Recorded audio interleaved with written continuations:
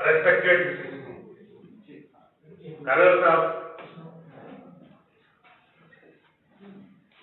अली मोहम्मद जेठी साहब,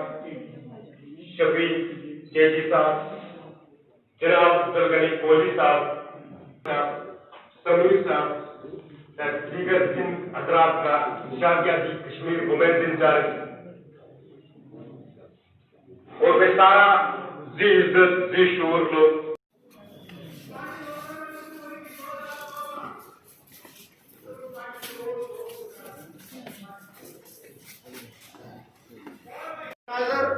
चौधरी अली मोहम्मद जेठी साहब,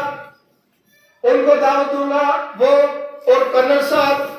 इस वक्त आपके सामने, वो हस्तियां आपके सामने खड़ी हैं।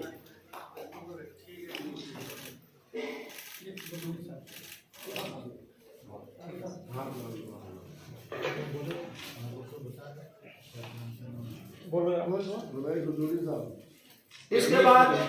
मैं अपने रमेश जो हमारे बदूरी साहब जो एक्स हमारे सिटी हमारे जो एमपी है इसमें पार्लियामेंट अभी उनके हमरा है, क्योंकि मुझे तो मेरी लिस्ट में पहले मेरी सिटी में समझूंगा, मुझे पता नहीं था। उनको जनाब कर्नल साहब और जनाब शफी मोहम्मद चेची साहब उनको माला और बुके से नवाजेंगे। माला जाओ।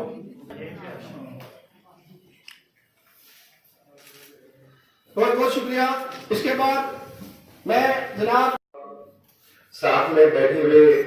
हमारे भूतपूर्व जम्मू कश्मीर के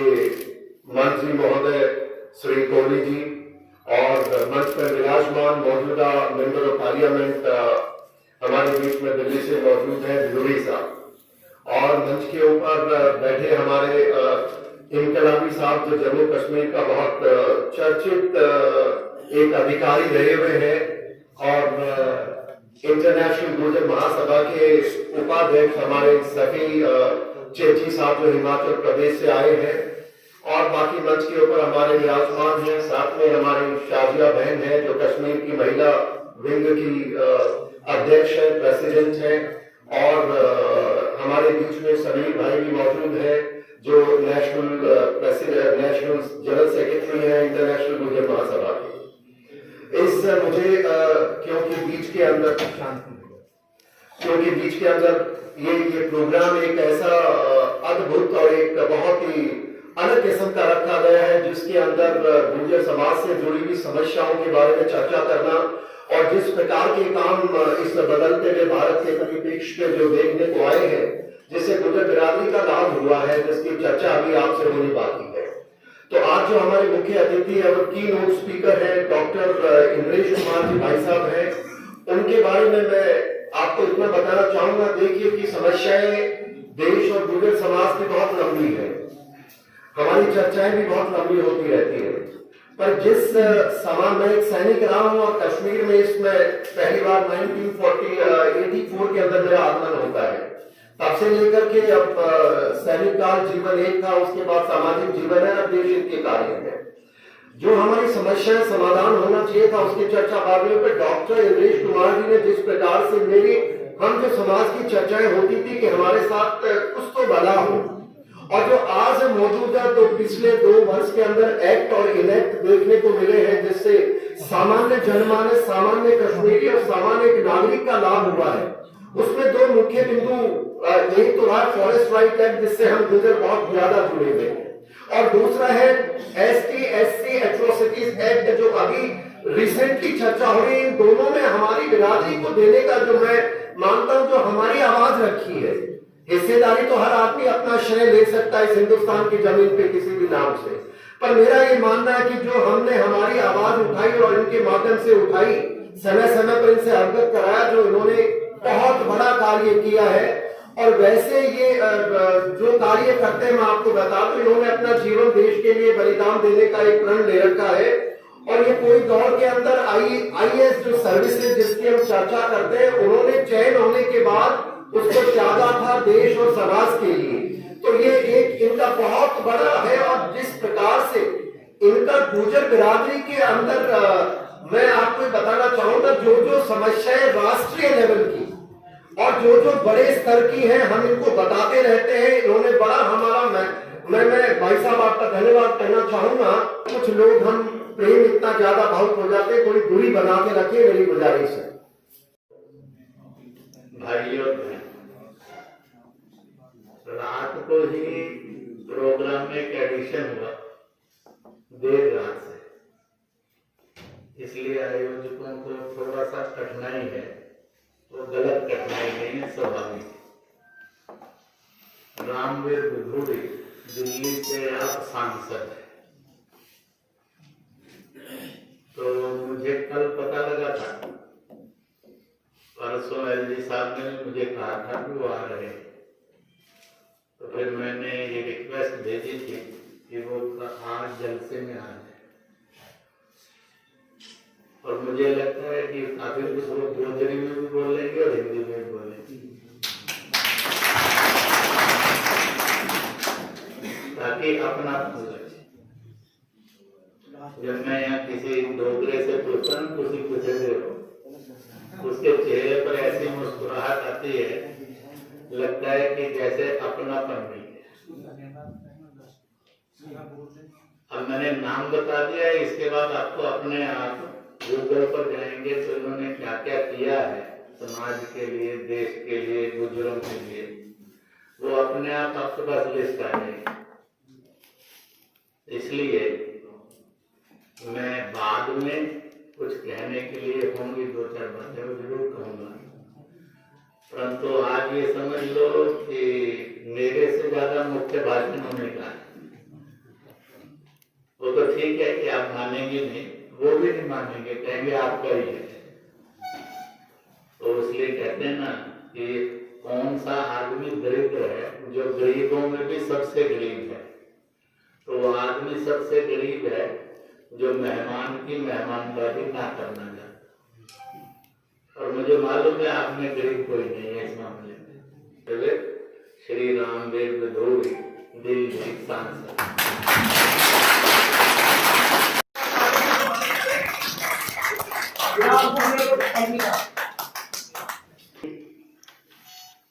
पूर्व में सरकार में मंत्री रहे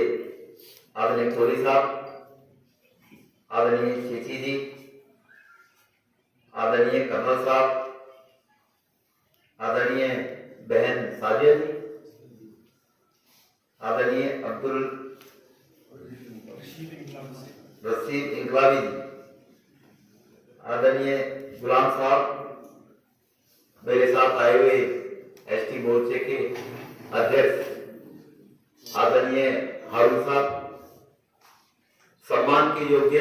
मेरी बिरादरी के सभी बुजुर्गवान नौजवान बंदी जी का होना था, लेकिन मुझे जानकारी मिली कि समाज के कुछ लोग यहाँ पर गुजर भवन के अंदर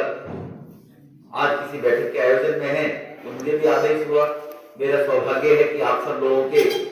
दर्शन करने का मुझे मौका मिला है। मैं ज्यादा, क्योंकि मैं अखिल भारतीय विद्यार्थी परिषद में काम करता रहा हूं और राष्ट्रवादी विचारधारा के साथ मिलकर काम करने का जो मार्ग मान इंद्रेश जी, ये हमारे जितने भी राष्ट्रवादी शक्तियों को मजबूत करने के लिए अपने जीवन को लगाने वाले देश के लिए लोग हैं, उन्होंने कहा था ये देश जब तक जातियों में बटा रहेगा, समाज में बिरादरियों में बटा रहेगा, समाज मजबूत इकट्ठा होकर एक दूसरे को प्रेम नहीं करेगा, तो देश आगे कैसे बढ़ेगा, भारत पुनः विश्वगुरु कैसे बनेगा। ये अखंड भारत जिसके टायर हुए थे, यहाँ पर कोई यूनिवर्सिटी थी उसके वाइस चांसलर, तो तब मेरी उनसे मुलाकात हुई थी। उससे पहले नूरुद्दीन कटारिया जी हुआ करते थे, वीपी सिंह जी के बड़े नजदीक होते थे वो, और वो लड़ाई लड़ते रहते थे गुजरों के एसटी का दर्जा उनको मिला जाए। वीपी सिंह के जमाने में ये मंजूर हुआ था जब अडवाणी जी और अटल बिहारी वाजपेयी जी समर्थन कर रहे थे सरकार, चंद्रशेखर जी की सरकार। मैं विद्यार्थी परिषद का कार्यकर्ता था, तो नूरुद्दीन जी कटारिया हम सब लोगों उनसे मिले जाकर रंजीत होटल में, तो मैंने अडवाणी जी के पास मैं उनको लेकर गया था। अटल जी से मैं उनकी भेंट कराई और तब उन्होंने समस्या रखी, चाहे हिमाचल के गुजर हो, पहाड़ों में चरवाहे के रूप में काम करने वाले, चाहे उत्तराखंड में है और चाहे जम्मू कश्मीर के रीजन में रहते हैं, गुर्जर समाज हिंदुस्तान के खिलाफ नहीं, अपना देश के खिलाफ किस तरह होना है? क्यों ये असली आज मारो जो मिशन है, जो देश का फरमेदार है वो अल्लाह का फरमेदार है, जो देश का फरमेदार नहीं वो अल्लाह का भी फरमेदार नहीं गद्दार है। तो मैं इससे बेनती करूंगा जे मारा मुखिया जेड़ा आया गए आज मारी इस गल नो चार दिन ते पल्ले मान ले, ये मारा गुजर समाज को कोई ना कोई हल सोचे, इनके बसान की कोई गल करें। धन्यवाद। जनाब कर्नल देव आनंद साहब, अब्दुल गनी कोहली साहब, इंद्रेश कुमार साहब और केटी मजली साहब, आर इनकलाबी साहब, चौधरी शफी साहब और एमडी साहब, अली मोहम्मद जेटी साहब, समीर साहब और तमाम हाज़रीन महफिल साराना सलाम और आदाब। और इस प्रोग्राम को ऑर्गेनाइज करने वाले जनाब अली मोहम्मद जेटी साहब का मैं बेहद शुक्रिया अदा करती हूँ कि जिन्होंने हमारे दिल की आवाज सुनने के लिए प्रोग्राम मुनक्किद किया, हमारे लोगों के मसाइल सुनने के लिए ये सेमिनार किया। और सबसे पहले मैं एक बोझ शेर तमाम हाज़रीन महफिल की नजर करना चाहूंगी कि खुली अखें नजर नहीं आता ख्वाबा माँ तरफावी लोग,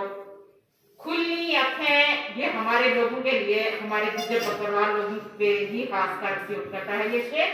कि खुली अखें नजर नहीं आता ख्वाबा माँ तरफावी लोग और बतावी बेताबीना ऐसो दिल बचावे लोग और पहला अपनों मीत बनावे फिर दें दाग जुदाई वो और खोरे किस तकसीर वो बदलो मारे नार मुकामी लोग। जम्मू कश्मीर में गुजर बकरवाल लोगों के बहुत सारे मसाइल हैं, अगर इन मसाइल को सुनते रहेंगे तो शायद कितने ही दिन बीत जाएंगे, लेकिन इनके मसाइल कभी खत्म नहीं होंगे क्योंकि इतने मसाइल, कितनी मुश्किलात हैं और इतनी मुश्किलातों का सामना हमारे लोग कर रहे हैं, ये सबको पता है। और इस वक्त अगर देखा जाए तो हमारे गुजर बकरवाल लोगों के साथ कितनी नाइंसाफी होती आ रही है। डॉक्टर इंद्रेश साहब ने बात की कि सबका साथ सबका विकास। मैं गुजारिश करती हूँ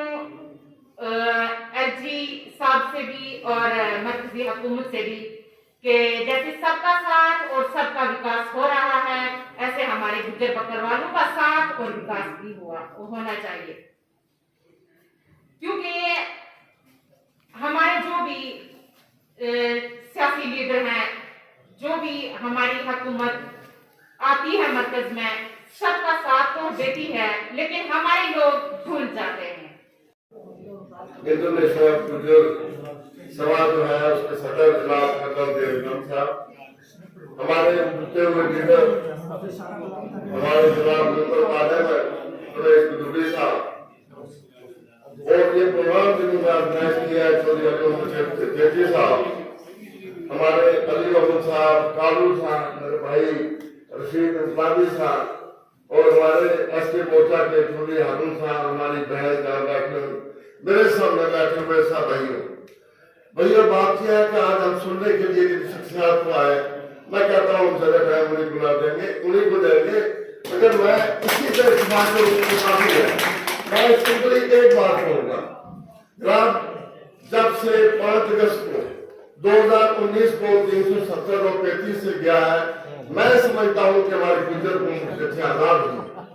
और मैंने जब ये ध्यान हमारे गुजर लोग वहां जमा करके दिया था, मुझे बड़ा थ्रेटनिंग मैसेज आया, दूसरे थे, तो मैं कहता हूँ कि मैं इसे आपसे कहता हूँ, जब भी कश्मीरी लीडरशिप हुई है, गुजरों को मुसलमान तक में समझा गया और बात की तो बात ही नहीं, यह हकीकत है, मैं ऊपर नहीं कहता। तो अगर ये बात आई है तो जिसमें हमारे लिए मेंबर पार्लियामेंट साहब, वो भी हमें हो सकता है कोई मिल जाए गुजरों का 4-5 सीटें कश्मीर में जब एमएलए बनेंगे जो हम सोच नहीं सकते, ये मामूली बात नहीं, सारा स्ट्राइक है। लेकिन सारा बात आपसे करना चाहता हूँ, ये सब कुछ होते हुए हमारे गुजरों को इस हद तक जब वो मूव कर रहे थे यहाँ से,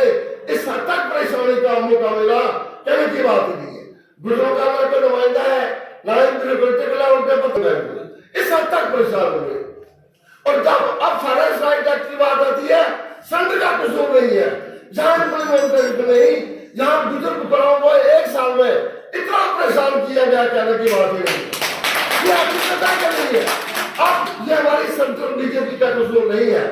यहाँ जो लोकल एडमिनिस्ट्रेशन है। जब मैं जरूर कहना चाहता हूँ, आप पूछेंगे, मेरे पास लिस्ट है, इस हद तक लोगों को परेशानी हुई है, बुजुर्ग को इस साल में तो पहले